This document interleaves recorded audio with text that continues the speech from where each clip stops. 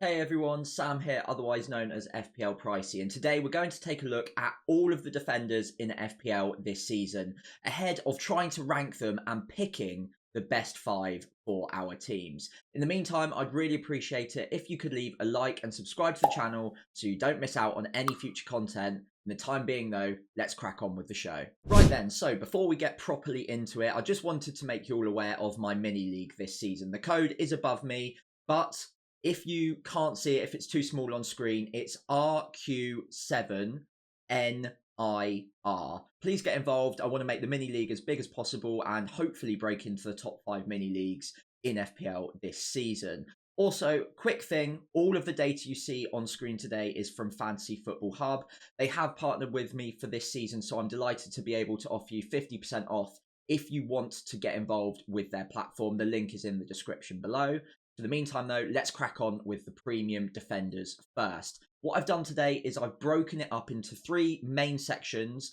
Premiums from 7 million, that's Alexander-Arnold, down to 5.5.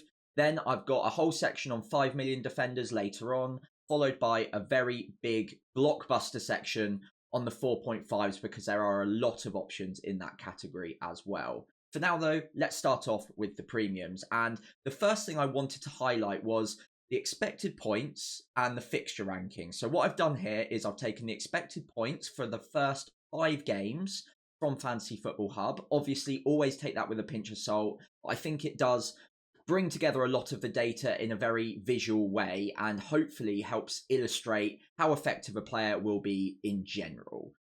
Next up, we've got the fixture rank. Now, rather than just putting the fixture difficulty ranking, what I've done is I've taken the defensive difficulty of fixtures because we're looking at defenders, right? So it's odds on clean sheets, it's how likely they are to basically get the points that we want defenders to get.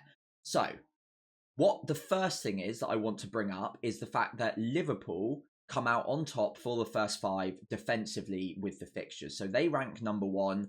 Obviously, we've got a few options in the premium category for Liverpool defenders. The 2 on screen are Robertson and Trent Alexander-Arnold. I could also include Van Dijk, but the spreadsheet isn't big enough to include absolutely everyone, so I have to cherry pick a little bit. For what it's worth, I don't mind Van Dijk. I just don't think he carries the same sort of attacking threat as the other 2 on screen here. And when Robertson comes in at the exact same price as him, I think I'd prefer to go with Robertson. The guarantee of minutes is there for Van Dijk, though, so if you want to go safe and you fancy him from a corner for a bullet header, for instance, then he's absolutely a viable pick. Not spending too long on him, though. For now, let's have a look at Robertson and Trent Alexander-Arnold. And what's really interesting with the data that's up on screen right now straight away is that Robertson, despite being 1 million cheaper than Trent Alexander-Arnold in the game, actually comes out on top of the expected points. He's the defender out of all of them in the game that has the highest expected points over the first 5. Now, we know Liverpool's fixtures are good, but for him to come out above Trent, who is historically a very attacking right back, is really quite interesting, especially when we look at his ownership as well. 6.6% owned. That's pretty low, especially in comparison to Trent. I think Trent is owned by 3 times as many FPL managers at the moment at 1 million more. Now, what you get for Trent is obviously that consistency of attacking returns season over season over season. We know how good he is as a defender in FPL. He's almost royalty when it comes to FPL defenders. But Robertson has also been very good over the seasons, and I think maybe last season we slightly forgot about Liverpool and Robbo because he was injured for quite a lot of it. So if he's back fit and firing for this season, there's no reason why I could go against Robertson in my Game Week 1 draft. I think the issue in his case is around those injuries, around those minutes doubts, especially because he's going to miss the first 3 pre-season games for Liverpool because of an injury he picked up in the Euros. So it is one to monitor, and obviously if he's not training soon and if he's not playing games in the pre-season at all, it's going to be hard to pick him. But if he does come back in soon, I actually do marginally prefer him over Trent Alexander-Arnold, I think, but obviously all of those risks are applied.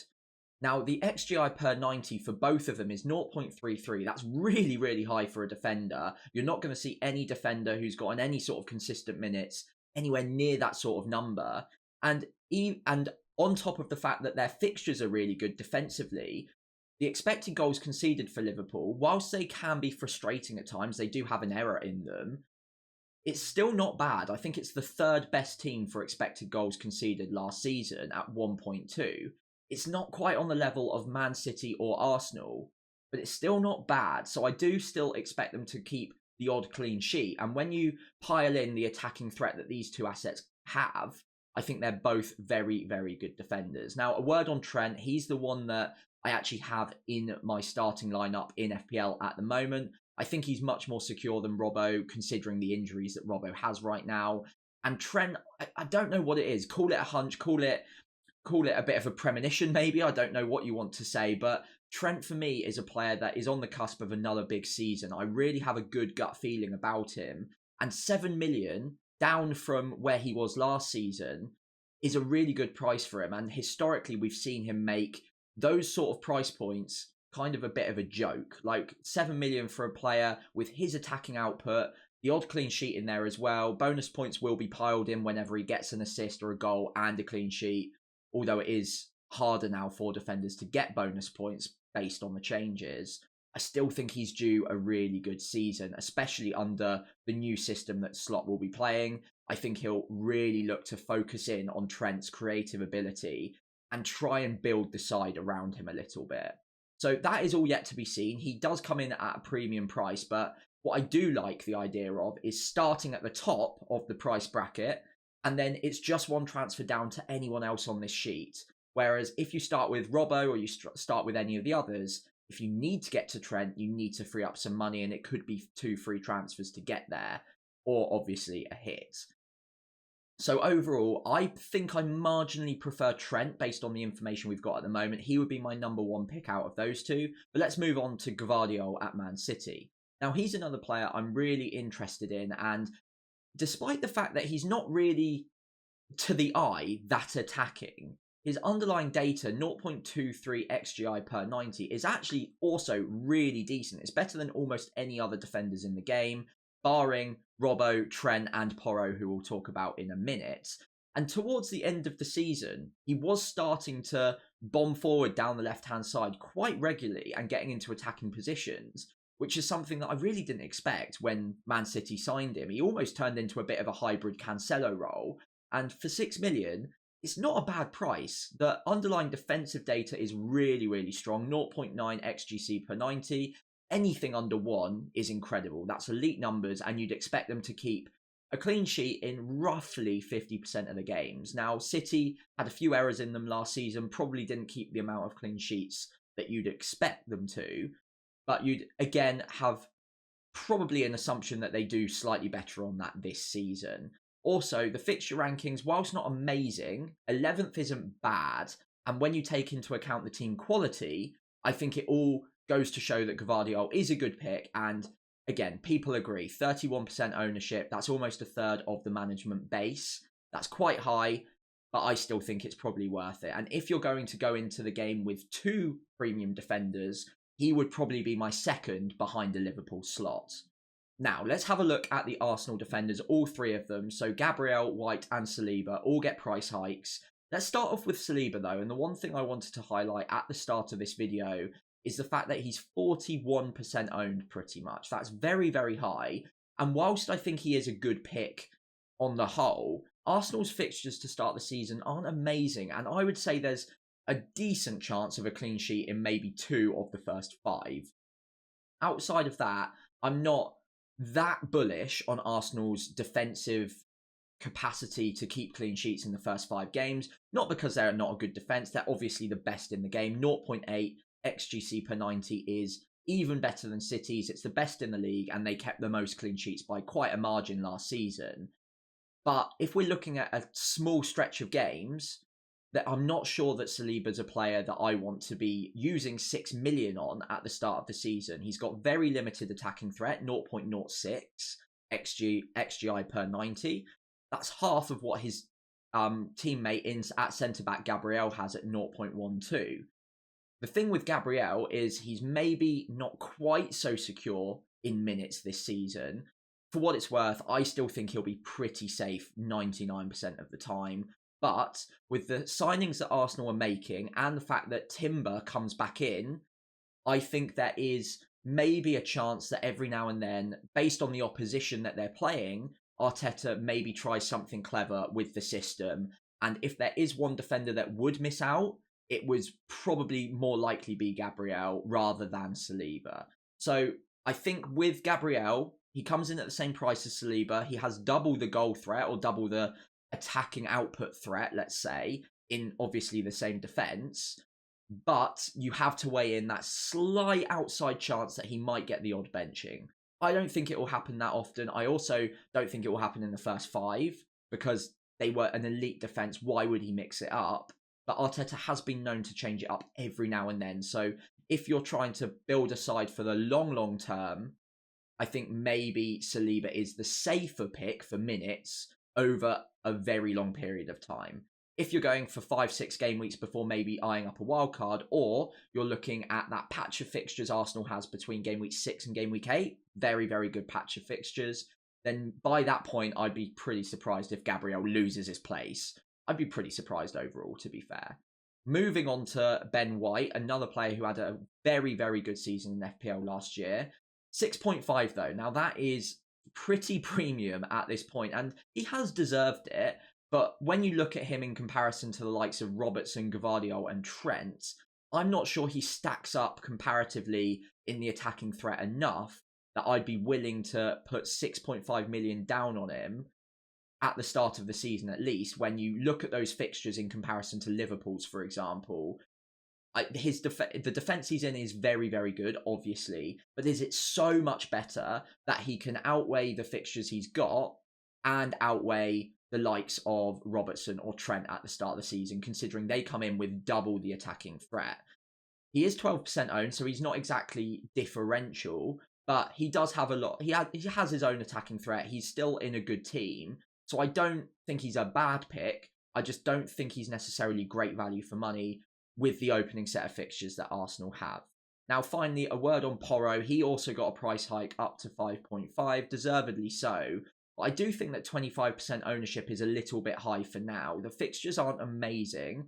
12th in the fixture ranking defensively. And despite the fact his XGI per 90 is good, 0.26, I think the defence that Tottenham have is bad enough that it puts me off for the opening stretch of fixtures. Even if they've got average fixtures, 1.7 XGC per 90 last season is probably a defence that is more often than not going to find a way of conceding a goal or two. That's not necessarily a nightmare. If Porro gets an assist or a goal in any given game, then obviously he's going to come away with some points anyway, and he's averaging an expected goal contribution every 4 games at the moment. So you still could get good points from him, but bonus points are going to be rarer for defenders who get assists or goals, but not a clean sheet this season. And Porro benefited from that quite a lot last season. So again, at times, I think he's definitely going to be in my team this season. He is obviously a very, very good defensive pick. But I think I'm going to only bring him in when the fixtures are looking really good and there are chances for clean sheets on a regular basis. It is worth noting that Tottenham did have a lot of injuries last season, so maybe that expected data will improve. But at 5.5, I think there are options in the 5 million category that I'll show in just a moment's time, and also in the 4.5, that aren't that far off his expected points totals in the first 5, and also have a better defensive record that I already trust. Whereas with Tottenham, I just want to see it in action for a little bit before I jump on them once again. In summary, if I was ranking these defenders, I think I'd put Trent very, very marginally ahead of Robbo right now. Robbo second, and then Gvardiol third. Probably then followed by one of the Arsenal defenders. I'd probably just about pick Saliba in my 4th position. Obviously, I don't think too many of us are going to go with 4 premium defenders, though. Let me know in the comments below which your favourites are at the moment, or if anything I've presented here on screen has persuaded you away from who your previous favourites were. So on to the 5 million defenders, and I promise not to take quite as long on this section. It will be a little bit quicker than the premium category. But there is one standout pick there, and that is Munoz at the top of the expected points, 17.9 across the first 5.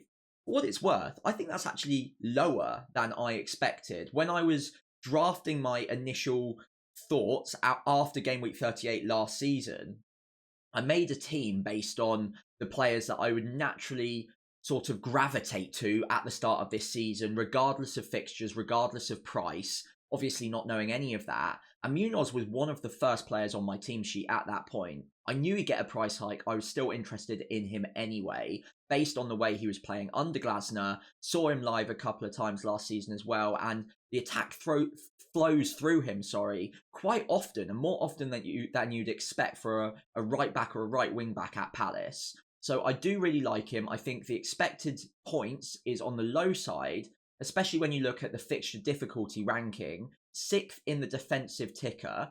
That's not bad at all. And they were a top 4 side for defensive data last season, sneaking in at number 4, I believe, with 1.4 expected goals conceded per 90. That's really decent for a side that have 5 million defenders and 4.5 million defenders.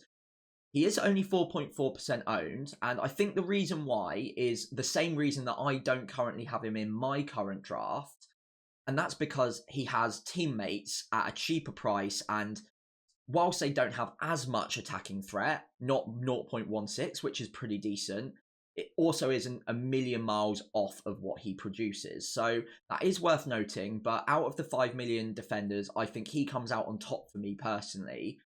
Moving down though, Udogie, a quick word on him, 5 million, again a price hike. 0.5 cheaper than Porro gives us a decision to make, but again, like Porro, I'm probably not interested over the first few game weeks. It's more of a wait and see for me. I want to see if their defensive data improves. If it does, then his attacking data is strong enough that he could be good value for money at 5 million. Like I said though, for the time being, I'll probably just have him as a wait and see, and he might become an interesting asset for me later on in the season. Branthwaite comes in at number 3 on the expected points here. Again, he's had a small price hike up to 5 million, and I think he will be a factor that I consider at times this season.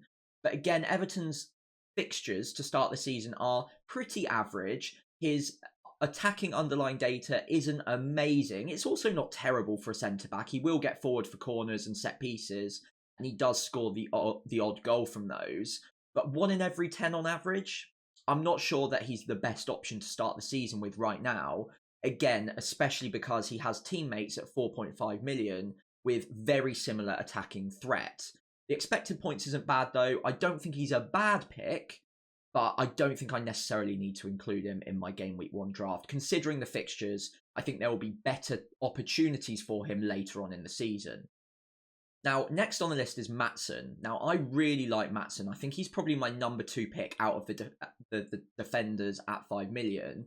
The reason for that is I think the expected points here are slightly underbaked. And the reason for that is because we don't really have the data on him in the Premier League. That's why he's NA in the expected goal contributions per 90 at the moment. He's got great pedigree in European football, though. We know his quality, and I think he'll be an absolute stormer of a player in the Premier League this season. He gets forward tons. We know he's got loads of attacking threat, and Villa's fixtures to start the season are absolutely outstanding from a defensive point of view. 2nd on the ticker in the first 5, and I personally think that he's a differential that's being overlooked by a lot of managers at the moment. The risk is that Villa do have 3 pretty good left backs at the moment. They've got Lucas Digne, they've got Moreno as well, and now they've got Maatsen. And whilst I do think Maatsen will definitely be the number 1 pick at some point, and pretty soon you'd think, whether or not he will be by game week 1, game week 2 is definitely up for debate at the moment. Emery might want to bring him in slowly rather than put him immediately in the starting 11 and kind of say goodbye to Digne and Moreno immediately. We just don't know what they'll do to start with yet. So that's why he's a risk. But I do think, nevertheless, he is my 2nd favourite pick out of the defenders if you want to go a little bit maverick at 5 million, just behind Munoz. Quick word on the final 3. So Senesi, I think he's a wait and see. 19th on the fixture difficulty ranking for the first 5 fixtures. The attacking underlying data is not bad, but that the reason he's 1.2% owned is those fixtures. And when you combine that with Bournemouth's defensive ability, I don't think it's strong enough that he's in my consideration right now. Luke Shaw is a player that will be interesting at times, but I really want to see that defense improve first. 1.8 XGC per 90 last season was pretty awful. I do expect them to improve, but I want to see it first. And I think considering the fixture difficulty over the first 5 is the perfect excuse to just wait and see on Man United defenders. And that's also the reason I'm not that interested in Dallo. I'm not that interested in Martinez right now. The fixtures aren't great. The defensive data is not amazing. At times, they will be good value. And I'm sure when the fixtures improve and when their defense proves that they are better than last season, they'll be very interesting to me. But right now, I think there are loads of options out there that I prefer to have, considering everything I'm going through today. Final word on Chelsea, 5 million defenders down that right flank. Gusto will be the player that starts the season, of course, because Reece James is banned, but only for, I think it's 2 more game weeks. So James could easily take his place by game week 3. So that's the main reason I'm not really interested in either of them at the moment, because we just don't know who that defender is going to be down their right-hand side. Whichever one it is will be interesting. So once we know which one is nailed in, you would think it's probably going to be Reece James eventually, but he gets injured so often that maybe Gusto will become an option again. Both of their defensive data is pretty okay, 1.5 XGC per 90. I'd expect that to improve a little bit this season, to be honest. But also the underlying attacking data is the best out of all of the 5 million defenders. The risk is obviously minutes, and the fixtures to start the season from a defensive point of view, quite surprisingly, are not that great. Now, when I eyeballed the fixtures, I naturally saw a lot of green on the ticker, and I was like, okay, Chelsea defenders is going to be really interesting. But when you really dig into each specific fixture, I'm not so sure they are that amazing from a defensive point of view, and that's reflected in what the Hub thinks in terms of the fixture difficulty ranking. 15th to start the season with. Okay, maybe Man City plays a pretty major part in that ranking, but that does need to be considered. And when you consider the fact that we just don't know who is going to have that longevity at right back for Chelsea at the moment, I think it's probably a wait and see on them as well. So to quickly summarise the 5 million defenders, I think Munoz comes out on top. Maatsen comes in as the maverick pick, and then maybe third I'd probably give to Branthwaite. Right then, so on to the 4.5 million defenders, and there are loads of good options at this price point this season. That's why if you look around FPL Twitter or in the community anywhere, you'll probably see quite a few teams with 2, maybe even 3 4.5 defenders, and I am one of those at the moment. I'll explain why in just a moment's time, because that is a combination I really like the look of. In the meantime, though, let's start off at the top, and Lewis Dunk comes in at 4.5. Now, I think that is probably 0.5 too low for Dunk. His defensive prospects are pretty decent, 1.5 XGC per 90 for Brighton last season, and I do expect that to improve this year under Hertzler, who is not a defensive-minded coach, but more so than De Zerbi. De Zerbi was obviously very maverick, very fluid in his attacking style, and didn't really mind too much about going punch for punch with the opponent and leaving defensive spaces quite open. Lewis Dunk will be a stalwart for Brighton yet again this season. 90-minute man, week in, week out. I'd be very, very surprised if he lost his place. And his underlying attacking data, I had to double check this last night, 0.17 XGI per 90, with 0.1 of that being expected goals per 90, is actually really, really strong for a 4.5 million defender, and especially for a centre-back who will rack up the passes, will get in the clearances, will get in the block shots. Most defenders are going to get pretty hurt by the bonus points changes this season. I'm not so sure that applies to Lewis Dunk that much. I think he might be on for a bit of a stormer this season if Brighton improve those expected goals conceded numbers by even 0.1, 0.2 per 90.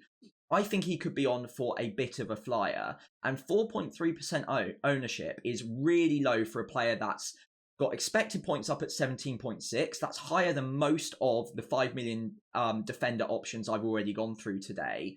And the fixture difficulty ranking from a defensive point of view is up at number 3, which for the first 5 game weeks, that's a great starting off point. That's really, really decent. So overall, I think Lewis Dunk would probably be my standout favourite option at the moment from the 4.5 defenders. But his fixtures don't necessarily match up and rotate well with other 4.5 million options. And you might be able to get something as good, if not better, in the aggregate.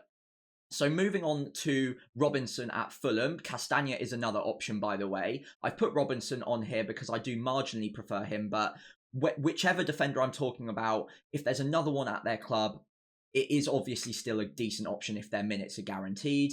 So Robinson at 4.5, again, good season last year, decent underlying attacking data, 0.12, but Fulham's defensive data isn't as amazing. So 1.7 isn't great. And then you also weigh in the fact that they've lost Palhinha in the middle as well. He is going to be impactful for them, or losing him will be impactful for them, you'd expect, because he did sweep up a lot of problems in defensive midfield. He was a quality player, of course. That being said, though, Fulham's fixtures at the start of the season are very strong, fourth on the ticker from a defensive point of view, and his ownership is low at only 5.2%. So he could be an option that's flying slightly under the radar at the moment. The one thing I do want to bring your attention to, if you're not already aware, is the fact that they've brought back Sessegnon from Spurs. I think he was a free agent, so they brought him back to his original home club, and he obviously plays in the same or a similar position down that left flank as well. I don't think Robinson is really in any risk of losing his place, especially at the start of the season. Sessegnon will take a little while to get going. It's been a while since he's played a lot of consistent football. And Robinson had a really good season last year. So I think his place is pretty secure for the time being, but just something that I wanted to flag. Moving down to Anderson, 4.5 again for a Crystal Palace defender. Like I said with Munoz, they are a good defence. 1.4 XGC per 90. The fixtures are good for the first opening 5, 6th in the ticker. And Munoz, his data, if you remember, if you cast your mind back, was 0.16 XGI per 90. So in terms of the attacking data. Anderson's, whilst worse, isn't that far behind. 0.1 XGI per 90 for a centre-back. Not that bad. He does get up for corners. He does have a bullet header in him. And I think he's one of my favourite 4.5 million defenders at the moment. He's in my team, for example. And I think that 0.5 saving, that compromise, is probably worth making on Munoz to take it down to Anderson. The other option, of course, is Gahey. Is very, very close between the two of them, but I think Anderson carries just slightly more attacking threat. So Anderson is my preferred pick, but obviously, if you've got a gut feeling on Gahey, no problem there whatsoever. Now, I'm going to skip a few here because you'll see why in a minute, but I'm going to go down to Konza. 4.5 million for an Aston Villa defender. Again, very, very decent. I'm surprised their defensive data wasn't better last season than it actually ended up being. 1.6 XGC per 90. But on the eye, they are a good defence, and I expect them to improve this season. Their fixture rank, like I said with Maatsen, is actually really good to start the season. So I think Konza is one of my favourite 4.5 million defenders as it stands right now. And the reason that I mentioned Robinson, Anderson and Konza all as a trio rather than going down one by one is because Villa's, Fulham's and Crystal Palace's defensive fixtures line up really well and complement each other. So let's say you go with a draft a little bit like mine with one premium defender and that you're always going to start, and then maybe 3 4.5s, which is perfectly reasonable. What you could look at doing is having Robinson from Fulham, Anderson from Crystal Palace, Konza from Aston Villa, and over the first 5 fixtures, let me just read out to you, also I'll put it up on screen now, the rotation that you could do, starting 2 out of 3 of them every single week. So in game week 1, you could start the Aston Villa player, Konza, away at West Ham. You could start Anderson or Gahey away at Brentford. That's probably the hardest set of fixtures across the first 5. Game week 2, you start the Fulham player and the Crystal Palace player, Leicester and West Ham at home. Game week 3, it's Leicester and Ipswich both away for Aston Villa and Fulham. Then game week 4, you've got Everton and Leicester at home for Aston Villa and Crystal Palace. Game week 5, you've got Wolves at home for Villa, and Crystal Palace have Man United at home, which I think is slightly easier than Newcastle at home. That is probably the one fixture that I'm more worried about. But overall, across the first 5 fixtures, they all rotate pretty well and pretty naturally. There's always or quite often a standout fixture that you'd bench one of them for, but start the other two. So that's what I mean, that you might be able to make it up in the aggregate by rotating these three players over the likes of a Lewis Dunk. So forgetting that for a minute, let's go through some of the other options. You've got Mykolenko at Everton. If you were convinced by Everton as a defence this season, obviously very, very decent last year and could improve again. 1.5 XGC per 90 isn't bad by any means. And Mykolenko, his attacking threat matches up to Branthwaite or Tarkowski for 0.5 million less pretty well. So I think he almost matches them perfectly at 0.09 expected goal contributions per 90. So my advice would be to go with a Mykolenko rather than a Branthwaite or a Tarkowski at the start of the season if you wanted to go with an Everton defender. Nottingham Forest are also a team I'm interested in. 1.4 XGC per 90 was much, much better than I actually gave them credit for last season. That did surprise me somewhat. But at 4.5 million, you could look at Bolly or Murillo. I think Murillo's probably more secure on minutes overall, and I do marginally prefer him, but you could look at Bolly. And his expected goal contributions per 90 at 0.08 isn't absolutely terrible. It's not amazing either. But again, another option that I definitely consider. Their fixtures at the start of the season are not bad by any means. 7th in the ticker from a defensive point of view. So again, another option that I would definitely have in your back pocket. Moving across to Newcastle. Now, the interesting thing with Newcastle is their fixtures on the eye to start the season look really decent. 8th in the ticker for defensive capabilities for the first 5. And Dan Burn is popular at the moment, owned by almost a quarter of the game. I think if he is secure, that is wise. Because obviously 4.5 million for a Newcastle defender, they're a good defence, decent fixtures. I think it's very good value for money. And they also rotate really well with Aston Villa players as well, just for what it's worth. I think the reason that I'm not so hot on Burn or Newcastle defenders in general at the moment is because I've got a sneaky suspicion that they are looking to reshape the back line a little bit. Trippier might be off, for instance. If he is, then Livramento becomes a really good pick at 4.5 million down the right-hand side. Probably a much better pick than Dan Burn, for instance. And even down the left flank, they've got other options now. So yes, Burn is a bit of a favourite of Eddie Howe, and it's maybe unlikely he loses his place straight away. But if you're building a side for several game weeks, Dan Burn might be more of a risk than some of the other very secure picks at 4.5 million that are on screen right now. And I don't think their defensive data is so good that it makes him naturally a better pick than an Anderson or a Murillo or a Dunk or a Robinson, for instance. I think there's enough going against him right now that I prefer to maybe wait and see on Newcastle, figure out what their favoured backline is. And if it's Dan Burn, then fantastic. I can bring him in around game week 5, game week 6 instead. But for the time being, I'm not that hot on him at the moment. I know a lot of you obviously disagree, though, because he is owned by quarter of the game. So absolutely fair play. I don't think he's a bad pick. Moving down, Ait Nouri, I think is a wait and see. His attacking data is very good at times.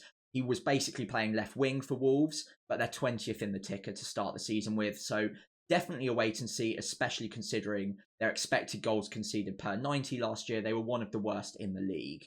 Another player who I'm not going to be interested in right now will be Kilman, who's obviously got his move away from Wolves to West Ham. Their expected goal conceded data is even worse than Wolves. So 1.9 expected goals conceded per 90 is not great at all. It's one of the worst. In fact, of all of the surviving teams in the Premier League, I think it is actually the worst. So I don't think I'm interested in West Ham defence to start the season with. Their fixture ranking is also pretty appalling to start the season. So maybe at some point, just not yet for me. Now, Davis is a player at Ipswich, by the way, Leif Davis, who comes with a lot of promise. And I think at times this season, he will definitely be a major factor, a major player in our FPL lineups. I think to start the season, though, again, he's maybe a wait and see. Those first 2 fixtures are not great. And whilst his championship data was absolutely outstanding. That was 23 goal contributions in 46 championship matches, by the way. That was amazing, but it will probably come down a couple of notches in the Premier League. I still think he'll be brilliant. I still think he'll get plenty of goal contributions. A lot of the good stuff that Ipswich do flows down that left-hand side. Davis is their chief outlet for creative ability. So I do expect him to get plenty of goal contributions, and most of the good things that Ipswich do flow through him. But because we don't have that data on Ipswich in the Premier League at the moment, and their fixtures to start the season aren't great, I think I'm willing to just hold off on him for a while, not take the risk, and then by game week 5, game week 6, when I might even be looking to wildcard, I might have enough faith that he can convert those championship numbers into the Premier League that I'll go with him at that point. Even if it's for 4.6, 4.7, I still think it would be good value if he proves to be the player that we suspect he might be. Finally, Martinez, I don't want to spend too long on him. I've already discussed that. Man United defenders are probably a wait and see for me. I really need to see that defensive data improve, and the fixtures aren't great either. So it is a wait and see. But 4.5 million for a defender in a team that historically are pretty decent defensively, if not for last season, I think at times he will be a factor. So keep an eye on Martinez. I know he's proving pretty popular amongst some of the really engaged managers in the FPL community, but for now I'm not convinced, and I don't think that he's a good pick to start the season. If I'm going to pin my colours to a mast at the moment, I would probably avoid him. Now, I'm not going to do a whole section on the 4 million defenders because there just aren't that many, and we also don't have data on a lot of them because they came from the Championship. But I think Harwood Bellis at Southampton, as a Southampton fan, maybe it's a bit of bias, but I think he's probably the best option to start the season with. He should be absolutely nailed for minutes. Yes, we're buying other defenders, but he was one of the key components to our side last season. He's a leader. We love him in the stands as well. He is a player that we have a lot of faith in, and I believe he's ready to make that step up to the Premier League. He also comes in handy with the odd goal from a set piece every now and then as well. And Southampton's fixtures to start the season are pretty decent too. Wouldn't expect to have to start him ever, really, but let's say you have a bit of a defensive crisis for 1 week and you don't want to make a transfer. Harwood Bellis off the bench for the first few game weeks looks pretty decent as a last resort. The other options at Southampton, Jan Bednarek, Charlie Taylor, maybe going to be options at some point this season, but I don't have quite as much faith in their minutes. Jan Bednarek probably very close to Harwood Bellis in terms of expected minutes, but we don't know just yet who's going to be that second centre-back. I think it's likely going to be him, but we have bought a few, so there is a chance that maybe we test out a different formation or test out a different structure, possibly without Bednarek in it. So I would be surprised if Harwood Bellis lost his place, less surprised if Bednarek did, and Charlie Taylor is definitely a wait and see. We don't know who the favoured fullbacks are going to be at the moment, or if Kyle Walker-Peters is off in the summer. At Leicester, I think Wout-Faes is going to be the best option. He's probably my second favourite 4 million defender right now. The fixtures aren't great though. I don't think it's something you necessarily need to take too much time worrying about because he'll probably be on the bench. And it is probably a bit of a gut call whether you prefer him or Harwood Bellis. But based on the fixtures at the start of the season, I think I marginally prefer Harwood Bellis. Finally, Ben Johnson at Ipswich could be another option. Bit of attacking threat. He will be playing in a fullback role, but whether or not his expected minutes are reliable is yet to be seen. I would expect them to be pretty good, but we just don't know yet. So out of the 4 million defenders, I think I marginally prefer Harwood Bellis, then Wout-Faes, and then after that, not so sure. As we reach the end of the video, I'd really appreciate it if you could leave a like and subscribe to the channel. And of course, I'll be back really soon as we look at the midfielders, all ranked, just like this video. So get the notification bell on so you don't miss out on that. And then after that, we'll tackle the forwards as well. In the meantime though, have a great weekend and I'll speak to you soon.